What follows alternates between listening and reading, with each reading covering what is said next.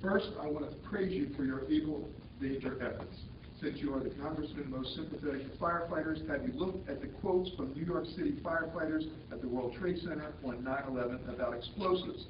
If you haven't, will you accept information on this for later comment? I will absolutely accept information, and I'm very close to New York City firefighters because one of my best friends was killed there.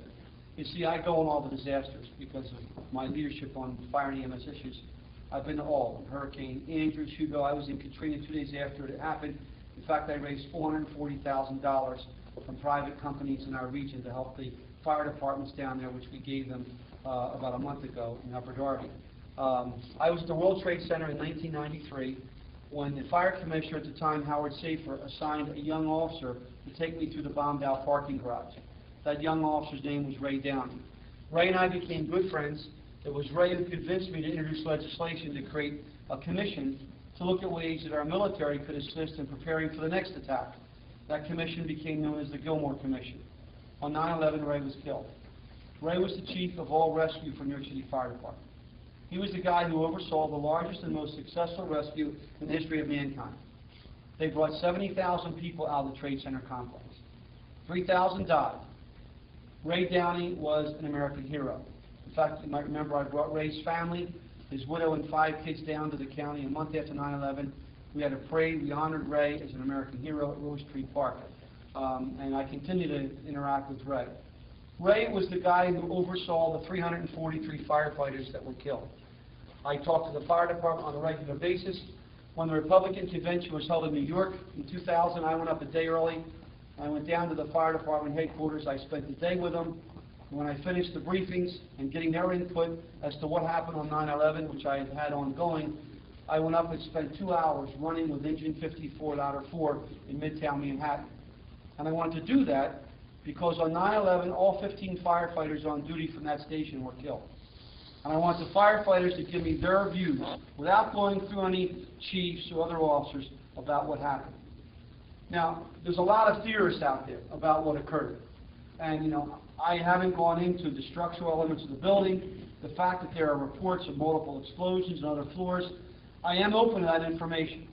I'm willing to challenge the system and don't automatically discount anything that's told to me because I've seen too much. I mean, you know, I hate to say that sometimes I don't trust my government, but sometimes I don't trust the government, the bureaucracy.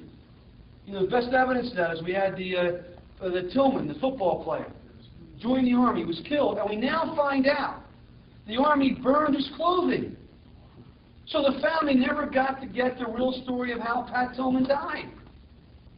Now, it was an accident, so be it. You don't hide that information because somebody's going to be embarrassed. That's the whole story with Tony Safer.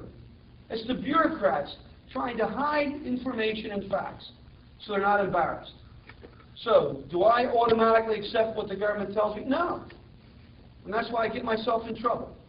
I challenge the CIA, I challenge the DIA, I'll challenge our Defense Department. That's why you send me there.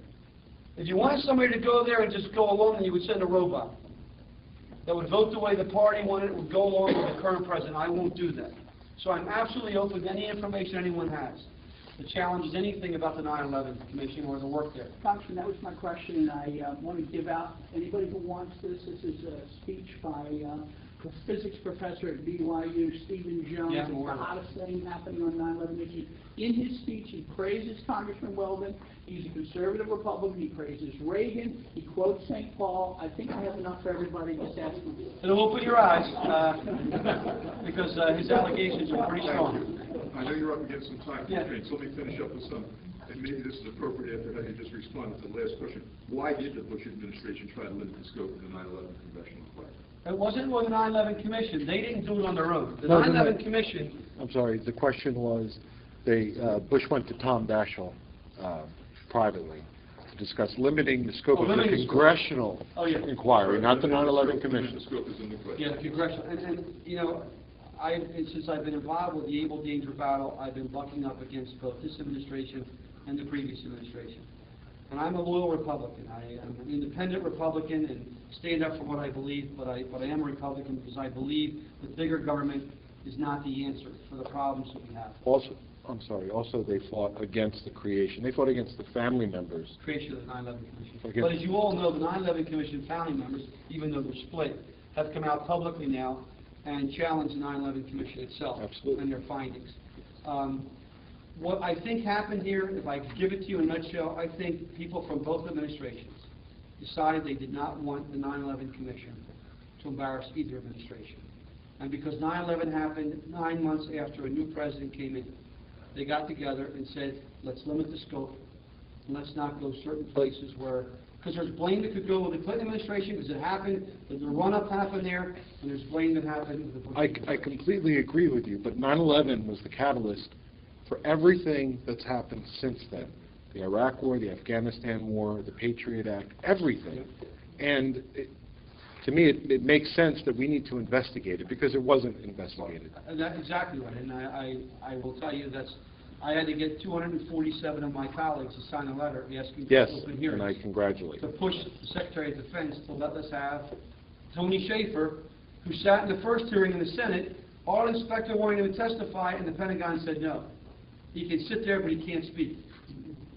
Am I right, Tony? Absolutely, sir. Well, they did the same thing to Sibel Edmonds. Yeah, I met Sibel, yep. And Sibel Edmonds said that once this issue gets to be investigated, 9/11, there will be certain American people facing prosecution criminally. Well, I guess in the end, what we have to understand is what I used to tell my kids when I taught school in Darby. They would say, well, Mr. Weldon, you know, you're telling us all these great things about democracy and our system, representative government. Well, wait a minute. We have poverty, we have racial prejudice, we have unemployment. I said, well, nobody ever said it was perfect. There are no perfect governments in the world. They don't exist except in textbooks. But our system is the most responsible on the face of the earth because the people, in the end, can control what happens. Now, Richard Nixon resigned. He was the most powerful man in America because he covered up a third-rate burglary. The system works, but it only works when the people are involved. And when the people challenge what's going on. And when you don't challenge, it's like when I go out and speak to groups and I say, you know, how many of you are not registered to vote?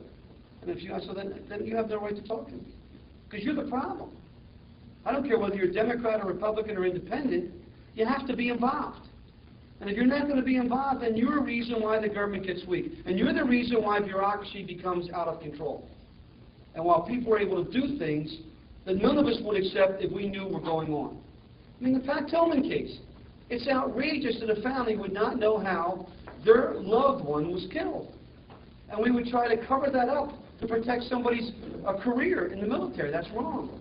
And the same thing with 9/11, only to a greater extent because it's the single largest attack against our country in the history of America. Far bigger than Pearl Harbor in terms of deaths.